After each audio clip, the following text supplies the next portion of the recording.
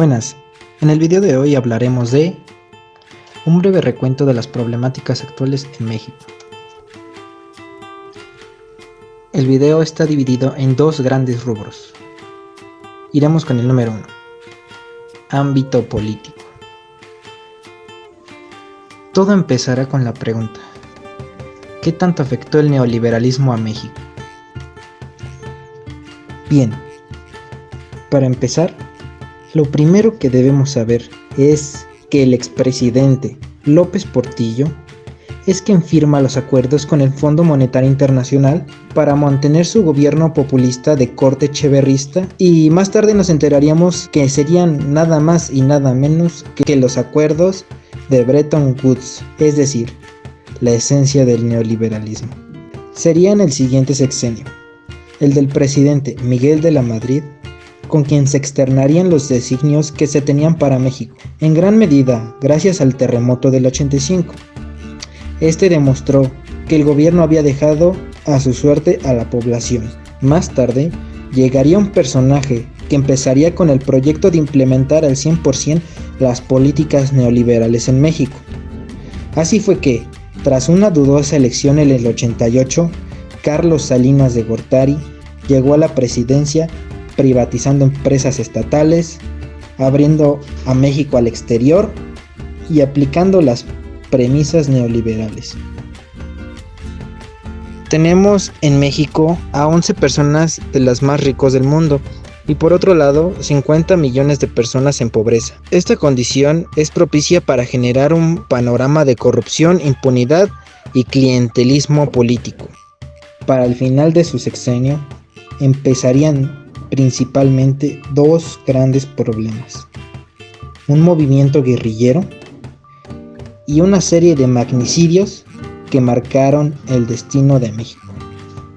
El destapado de Carlos Salinas de Gortari seguiría con su legado, se enfrentaría a la crisis económica del 94 y terminaría su sexenio con la transición. Sin duda, el voto de castigo mediante el cual ganó Fox sería la misma razón por las cuales muchas promesas de su campaña no pudieron realizarse, ya que el PRI mantenía su hegemonía en el Congreso. Por su parte, el gobierno de Felipe Calderón se definió por su lucha contra el narcotráfico. Con el regreso del PRI al poder, Peña Nieto llegaría a romper por completo el régimen priista por su desaprobación y actos de corrupción, que darían paso a la 4T.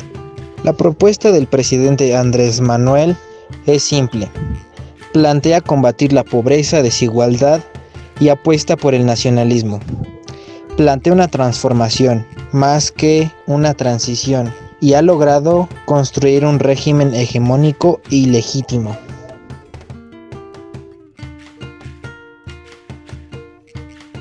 Se dice que en México 2 de cada 5 personas son pobres, 2 más son vulnerables de serlo y una ni es pobre ni vulnerable. Se dice que la pobreza en México tiene rostro de indígena, ya que 8.4 millones de indígenas son pobres.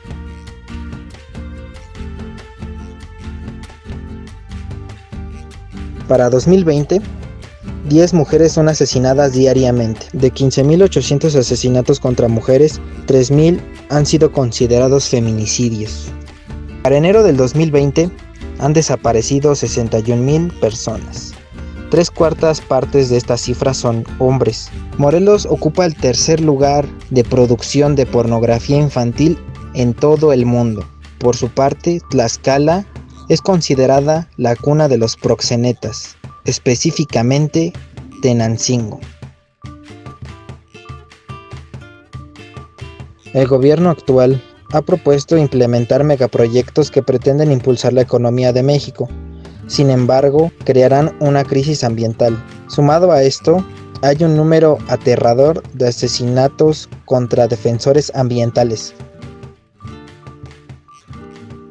Los resultados para pruebas de estándares internacionales en educación están por los suelos. El 92% del presupuesto para la educación se va a la nómina y solamente 1 de cada 5 indígenas entre 15 y 24 años sigue estudiando. 15 millones de mexicanos padecen algún tipo de enfermedad mental, para cuya atención el sector salud tiene 28 hospitales psiquiátricos y solamente 5 están en condiciones para trabajar.